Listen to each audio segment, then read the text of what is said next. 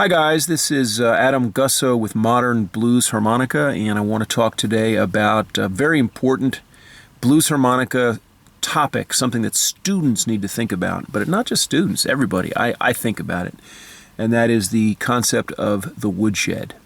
So what's a woodshed?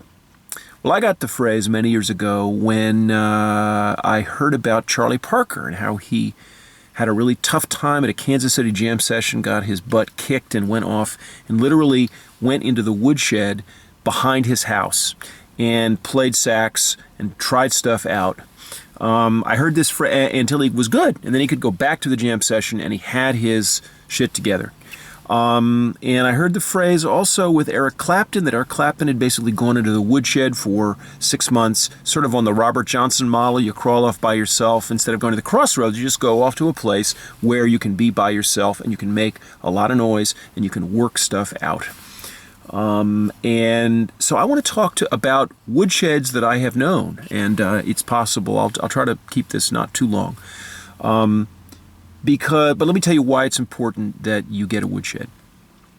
Because you need a kind of testing ground, a kind of sandbox for various sorts of things that you might eventually pull out and perform in public. You need a place that's private, that's not public, so that you can work stuff out. You can make a lot of mistakes. You need to feel that when you're practicing, you're not practicing with somebody hovering right behind you listening for the mistakes. You also need to feel when you're practicing that there's not somebody in the next room, the wife or girlfriend or boyfriend.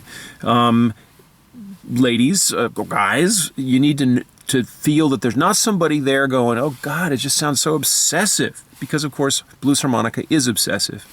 And it's very important that you have a kind of, I guess I'd say, a safe space, precisely because the world's not a safe space. The world is a space in which there are people ready to jump on you and judge you. So, and that's fine. That's fine. And I want my ass on the line too when I'm out there ready to play. So these days, let me start by saying, where's my woodshed now? Well, here in Oxford, Mississippi. My woodshed is the place where I can go. My wife is fine. My kid's fine. I go into the garage, and I have videos out there in which I show this particular woodshed.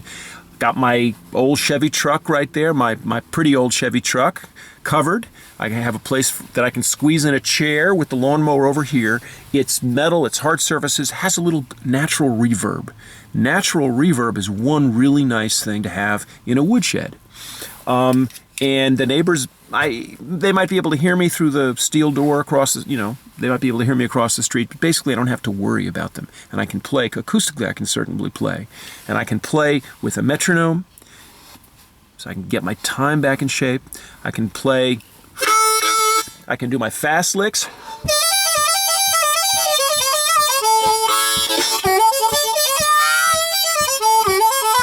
Now, I can't do that stuff unless I practice it, unless I woodshed it. There's actually a verb connected with the word woodshed, okay?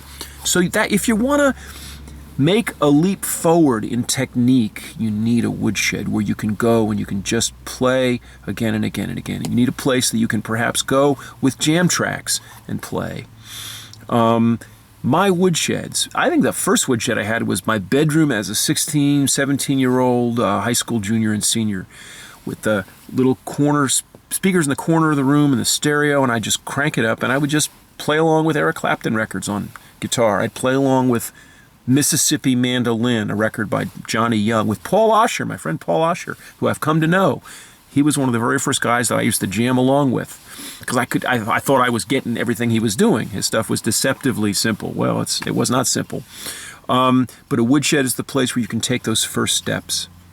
So some woodsheds are indoors. When I went to college, I ended up going and finding there was a stereo room at the sort of dorm place I lived. It was padded. It smelled like bong water. This is back in the mid to late 70s. And I could go and they had a stereo too, and I could put it on and I could play along with B.B. King records.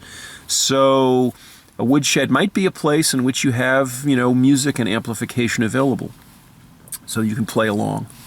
What are some other woodsheds? For many years, my woodshed was my apartment in New York City. several different apartments. One after the girlfriend moved out, big empty space. That was my woodshed, dag nabbit. But really for many years in a place called Inwood in northern Manhattan. And I had several woodsheds there. One woodshed was my apartment building, and specifically the bathroom. I would go into the bathroom, don't ask me why. Sometimes I'd get a beer. Sometimes I'd smoke half a cigarette. So part of a woodshed experience might be the controlled and disciplined and thoughtful application of controlled substances to create a kind of flow zone where you are just inside the music. Again, the whole point is you want to be able to get deep inside your own music. You don't want to have to sit around thinking that people are listening to you and judging you. That's for later.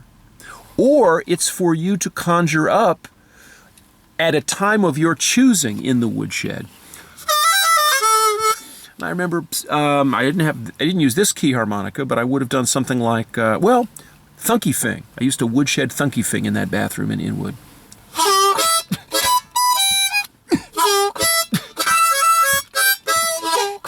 You see, and in a woodshed, you might stop and say, I just kind of messed up a couple of those notes. Why? And you might go over the passage.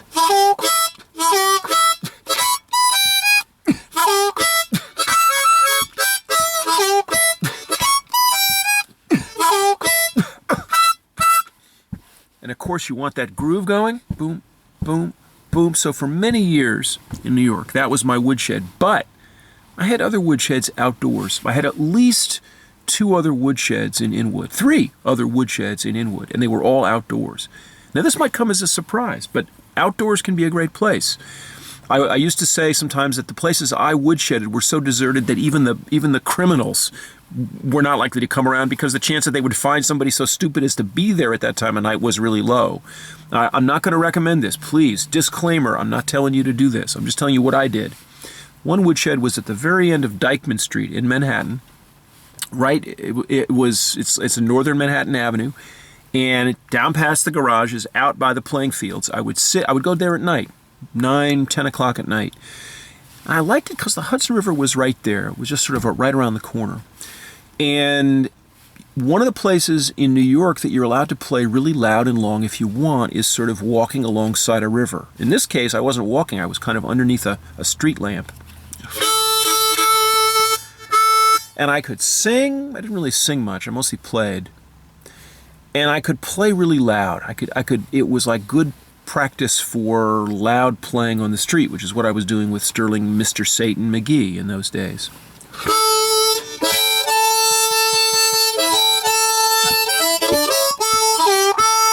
Now, even as I go back and begin to think about the kind of groove that he and I had and play a little harp, what comes back, and this is interesting, the word spiritual comes back, but in a specific way, which is there's a kind of spiritual discipline that I think great musicians have that I never felt like I had it, but I knew that it was there, and I emulated it. I wanted to be a great musician in my own time. I wanted to take as seriously as possible the mission of being a musician. And so, Coltrane and his example. Coltrane spent a lot of time in the woodshed to create incredible technique. And I thought, why couldn't I, as a blues harmonica player, emulate Coltrane? Why couldn't that be? And so part of that was he used to talk about full power from the bottom of his instrument to the top. And so in the woodshed, I might just try to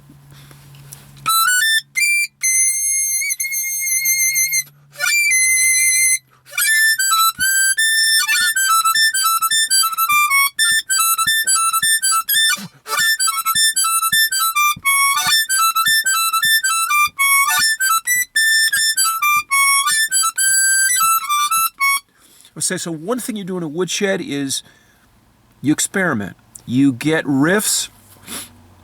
You try a riff. You get something. You get a groove going, and then maybe you repeat it, and then you try some variations, and then you say, do I have enough technique that'll allow me to nail this variation that I'm just thinking of as I go? And maybe you don't. Then you slow down maybe. So a woodshed is a place where you test all this stuff out. I have one video. You can go on my other YouTube channel and find it. Several videos of me using a Central Park when I went there in 2007, Satan and I were going to play for the first time in New York, and I went and I just kind of played and just showed people then what I did by way of experimenting, by way of playing lines. So a lot of my woodshedding is much more like a sax player, I think. I always wanted a little bit of that circle of sound kind of thing. The sort of thing that Coltrane did. Of course, I can't do it on the harmonica, really, and I don't play with enough overblows to be able to do that. So there are guys now who really could. But that was my model. That was what I emulated. And I'm going to encourage you to think about it that way, to say, to address the woodshed with a sense of spiritual purpose, to say, I'm going to come in here 15 minutes every day. And I use a timer. Timer can be really good. 15 minutes is surprisingly long when you set a timer and just blow, just practice, just play riffs. The woodshed is where you can make a great leap forward if you're willing to put in time every day. If you say, I'm just going to spend 15 minutes a day working on sound, or I'm just going to spend 15 minutes a day working on the high end. I'm just going to take that riff that Gussow's doing,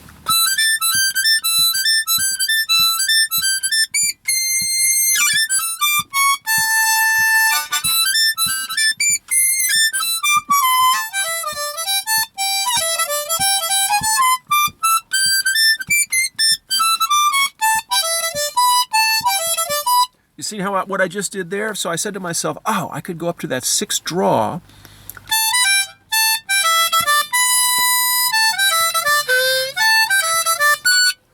You see, so the woodshed's a place where you let your musical mind, because you're not worried that the wife or the girlfriend or the boyfriend or the husband is in the next room. You're not worried that there's an audience there that's judging you. As I'm not really worried that you're judging me now, because I'm just sharing. I'm telling you what I do. You're not worried. All you're thinking about is the music and the feeling that it has for you and the shapes that you're creating melodically in whatever sort of mental melodic map you've got in your head. And you're free to try stuff out. You're free to fall, free to make mistakes. It's actually good that you make mistakes when you're woodshedding. You want to make mistakes. You want to make them there, hear them, and then address them.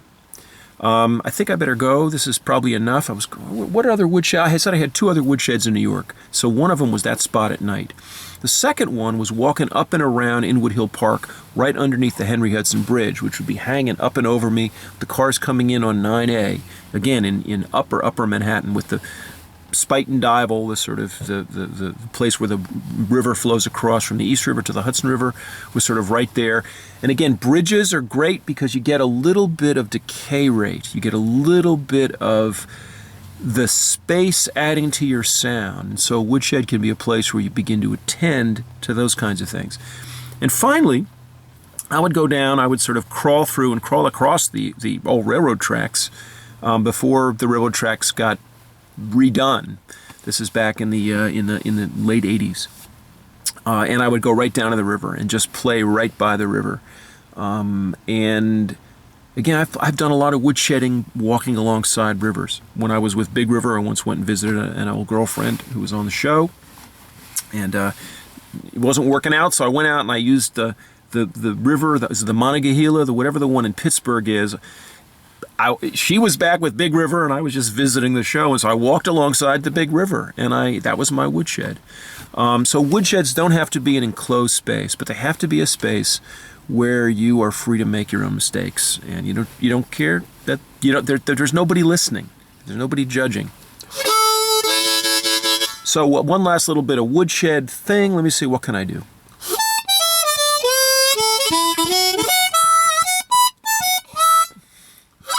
I like what I was doing before.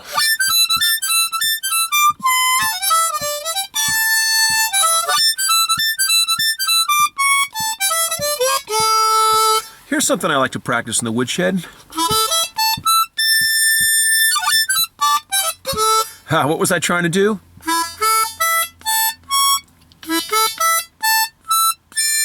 Trying to go 1 draw, 2 draw, 4 draw, 6 blow, 8 draw, 9 blow.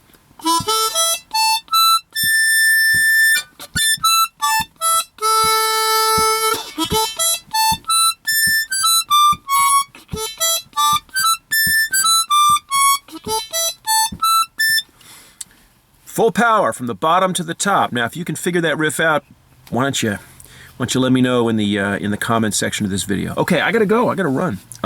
That's the woodshed. See you down the road. Bye-bye. Oh, and before I forget, please subscribe. Thanks.